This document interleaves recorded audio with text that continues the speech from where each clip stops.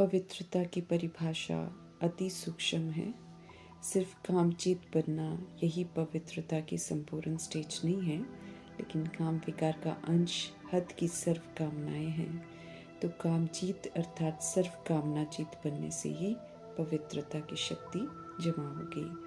पवित्रता के सागर परमपिता परमात्मा समझ देते हैं कि संपूर्ण पवित्र उन्हें कहा जाता है जो ब्रह्मचर्य के साथ साथ ब्रह्मचारी अर्थात ब्रह्मा बाप के हर आचरण पर चलने वाले, ब्रह्मा बाप के हर कर्म रूपी कदम पर कदम रखने वाले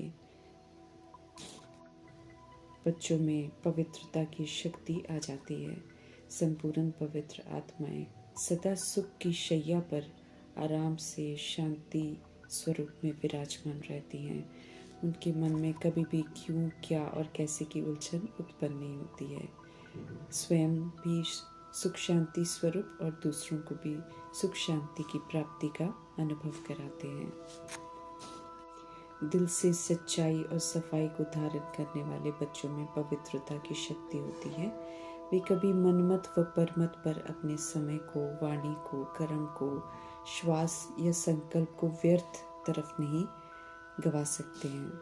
पवित्रता अर्थात ऑनेस्ट रहना, अर्थात सदा सर्व के प्रति शुभ भावना और श्रेष्ठ कामना रखना, संकल्प पूर्वक कर्म द्वारा सदा निर्माण का कार्य करना, हर कदम में चढ़ती कला का अनुभव करना, व्यर्थ संकल्पों की हलचल को समाप्त कर देना, संकल्प में भी अपवित्रता का संस्कार इमर्ज नहीं होना, सदा आत्मिक स्वरूप अर्थात भाई भाई की श्रेष्ठ स्मृति में रहना, मस्तक पर सदा भाई भाई की स्मृति अर्थात आत्मिक स्मृति का तिलक चमकता रहे। जिस्म को तो देखते हुए भी न देखे, रूह को देखने का अभ्यास हो। होठों पर प्रभु प्राप्ति और सर्व प्राप्तियों की मुस्कान हो। वाणी में महान बनाने वाले बोल हों, सदा सत्यता और मधुरता हो, कर्मणा में नम्रता हो, संतुष्टता हो। पवित्रता अर्थात हर आत्मा को तपस्वी की दृष्टि से देखना, दैहिक दृष्टि से नहीं, हर एक के प्रति सदा श्रेष्ठ दृष्टि रखना। पवित्रता अर्थात न बुरा देखना, न बुरा सोचना, न बुरा सुनना, न बुरा बोलना, न बुरा कर्म करना। बुराई अर्थात दैहिक पवित्रता के सागर परमपिता परमात्मा से समझ मिलती है कि पवित्रता ही हम आत्माओं की प्रॉपर्टी है, यही हमारी रॉयल्टी है, यही हमारी पर्सनालिटी है। इसकी श्रेष्ठ धारणा के द्वारा एक धर्म के संस्कार वाला बनना है। अनेक दैहिक धर्मों को छोड़कर अब समर्थ सम्राट भव का वरदान प्राप्त करना है। पराये दे अभिमान के रावण के राज्य में अपवित्रता है, लेकिन स्वराज्य के धर्म अर्थात धारणा में तो पवित्रता है। एक धर्म अर्थात एक पवित्रता की धारणा, फिर स्वप्न या संकल्प मात्र में भी अपवित्रता अर्थात व्यर्थ व विकल्प का नाम निशान न हो, क्योंकि जहाँ पवित्रता है वहाँ अपवित्रता विराजमान नहीं होती है, उसका नाम निशान नहीं होता है। संपूर्ण पवित्रता के संस्कार भरने वाला समर्थ सम्राट बनना है। अभी संगम युग के श्रेष्ठ संस्कारों के आधार से ही भविष्य संसार बनता है। हम सब स्वयं ही अपने भविष्य संसार के निर्माता हैं, तो कितना ना अटेंशन हमको रखना है अपने संसार को सुंदर बनाने का। वर्तमान के संस्कार ही भविष्य संसार का फाउंडेशन है। तो पवित्रता की धारणा से फाउंडेशन को मजबूत बनाना है। इसी फाउंडेशन से 21 जन्मों की जो बिल्डिंग है वो खड़ी होगी। पुनः अपने स्वराज्य का धर्म स्थापन कर अपवित्रता को समाप्त करना है। कुछ भी हो जाए, पवित्रता के धर्म को खंडित नहीं होने देना है। फिर चाहे कुछ भी हो जाए, सत्य परमपिता परमात्मा जी संग प्रीत रखना, अर्थात उनकी हर श्रीमत और हर डायरेक्शन पर उन्हीं के कहे अनुसार चलना।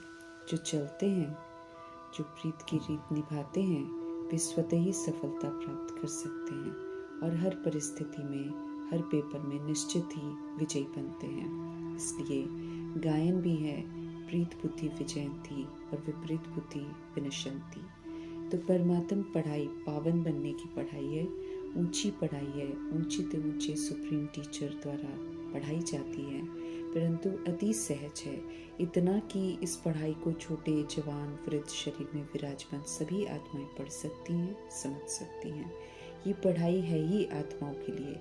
84 जन्मों की हकीकत और वर्ल्ड की हिस्ट्री ज्योग्राफी को सहज कर प्रभु जी समझाते हैं। मुरलीधर शिव पिता से मुरली सुनकर समझकर उसे औरों को समझाने की प्रैक्टिस करनी है। इस विधि से और गहरे अर्थ खुद को भी स्पष्ट होते जाएंगे। जो पढ़ते हैं प्रभु जी से वे पहले खुद को पढ़ाना है और फिर आत्मा भाइयों से शेयर करना है। पढ़ाना अर्थात पढ़ाई को धारण कर पहले योग्य बनना, फिर योग्यता से औरों को पढ़ाना है। छोटे बड़े जवान वृद्ध शरीरों में मौजूद आत्माओं के लिए ईश्वरीय पढ़ाई है, इसलिए सभी को इस पढ़ाई को पढ़ने का हक है।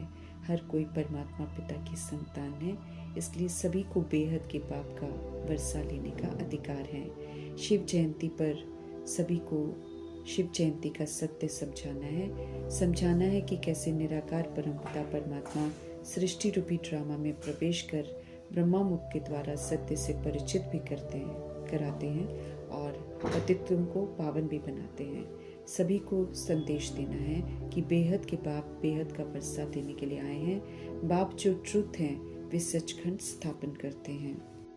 आधा कल्प झूठखंड में जीवन जिया है, इसलिए निराकार परमपिता परमात्मा द्वारा पढ़ाई जा रही सच्ची पढ़ाई और उनकी याद जल्दी खिसक जाती है, जबकि दोनों हमारे लिए बहुत महत्वपूर्ण है। सशक्त बनने के लिए, पिछले पापों को भस्म कर पवित्र बनने के लिए देह के भान से परे होकर योग में रहने की ज़रूरत है, परंतु योग ही खिसक जाता है। घड़ी घड़ी याद से विस्मृत हो जाते हैं, फिर भी हमें हारना नहीं है, पुनः याद में स्थिर होना है। नर से नारायण बनने की पढ़ाई को पुनः धारण करना है, पावन बनना है। छोटे शरीर में आत्माओं को भी शिव बाबा को याद करने को कहना है।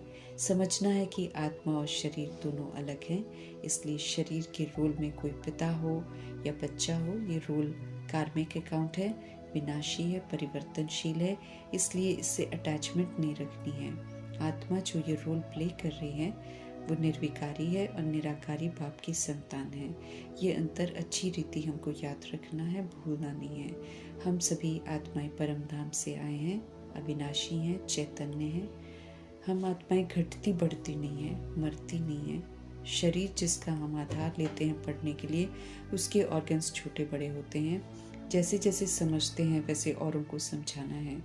सुखी बनाओ पावन बनाओ कहकर पुकारा है प्रभु को, तो अब उनकी श्रीमत प्रमाण चलना है और सतयुगी सुखी पावन दुनिया बनाने में हमको मददगार बनना है। उन्हीं द्वारा दिखाए जा रहे सीधे रास्ते पर हमको चलना है। समय है दुनिया के बदलने का, तो खुद को बदलना है। मुरलीधर बन आत्मा भाइयों का कल्याण करना है, भविष्य के लिए ऊंच मर्तबा लेना है। विकारों को यूज नहीं करके संपूर्ण निर्विकारी बनना है।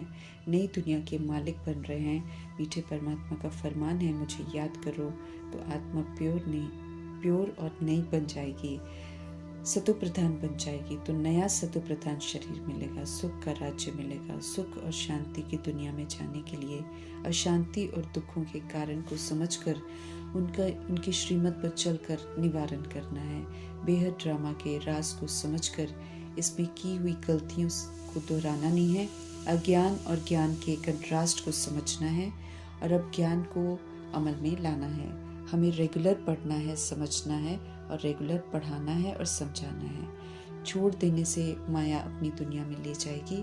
परमात्म नॉलेज गहरे राजों से भरी हुई है, इसलिए एक दिन में समझ नहीं आती है। जब तक प्रभु जी पढ़ा रहे हैं पढ़ते रहना है, विचार सागर मंथन करते हुए उनसे हर बात समझते जाना है।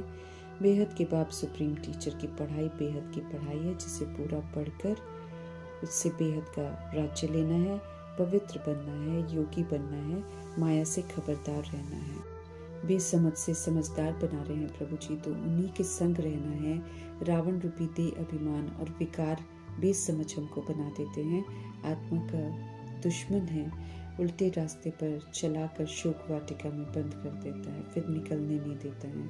निराकार राम की सभी आत्मा रूपी सीताएं हैं जो मर्यादा की लकीर को क्रॉस करती हैं तो रावण उन्हें अपना बना लेता है। 2500 वर्ष की राजधानी में आत्माएं मर्यादाओं की लकीर के अंदर रहती हैं, आत्मा समझकर चलती हैं, अपने स्वधर्म में रहती हैं, दैहिक दृष्टि वृत्ति नहीं होती है, इसलिए वहाँ रावण की प्रवेशता नहीं होती है। समझ देते हैं प्रभु जी कि मर्यादाओं में रहो तो रावण कुछ नहीं कर सकता है। लकीर के बाहर निकलने से अर्थात खुद को तेज समझने से रावण रूपी दुश्मन के हम हवाले हो जाते हैं। बाकी ऐसे नहीं है कि 10 शीश वाला रावण होता है, ये तो अति सूक्ष्म देह भान फिर अभिमान और विकार है जो आत्मा की बुद्धि में एक बार घुस जाते फिर निकलते नहीं है। जब तक सत्य परमपिता परमात्मा निराकार राम अपनी सीताओं को सत्य से परिचित नहीं कराते, सत्य की समझ मिलती है तो मन चित्त शीतल होते हैं, फिर बड़ी शीतलता से सब राज समझाने हैं। बाहर एफिजी जलाकर रावण नहीं मरता है, ये तो रियलाइजेशन अंदर विराजमान रावण को खत्म करना है। भक्ति के धक्कों से छुड़ाकर ज्ञान प्रमाण चलकर दुखों से छूटने की विधि बता रहे हैं। दुख हरता सुख करता परमपिता परमात्मा समझ देते हैं कि दुनिया इस समय झूठ खंड है, झूठे मायावी आकर्षण में जी रही है, विनाशी काया भी झूठी है जिसके अभिमान में सभी जी रहे हैं। फिर अंत में निराश भी होते हैं। जब ये परिवर्तन होती है फिर विनाश भी होती है। झूठा सारा संसार है क्योंकि आत्माएं हैं, परंतु देह और देह के विस्तार को सत्य समझकर जी रही हैं। किसी को मालूम नहीं कि असुर में भी आत्माएं हैं, परम धाम से आई हैं, परमात्मा की संतान है, झूठ खंड के सत्य को जाना है। आत्माओं ने कल पहले, इसलिए शास्त्रों में जिक्र करते हैं कि झूठी माया, झूठी काया, झूठा सब संसार, परंतु उसका अर्थ नहीं समझते हैं, सत्य नहीं समझते हैं, सिर्फ बोलते हैं। सत्य परमपिता परमात्मा आकर सत्य से परिचित कराते हैं और समझ देते हैं कि कैसे ये कहावत वास्तव में सत्य है। झूठ खंड में सब झूठ ही बोलते हैं। अब सत्य परमपिता परमात्मा से सत्य जानकर सत्य बोलने की आदत पक्की करनी है। हम सभी आत्माएं हैं तो आत्मा समझकर अपने स्वधर्म में रहकर पाठ बजाना है। सचखंड में जाने के लिए सत्यता और दिव्यता की सभ्यता के संस्कार धारण करने हैं और वहां जाने का हक प्राप्त करना है।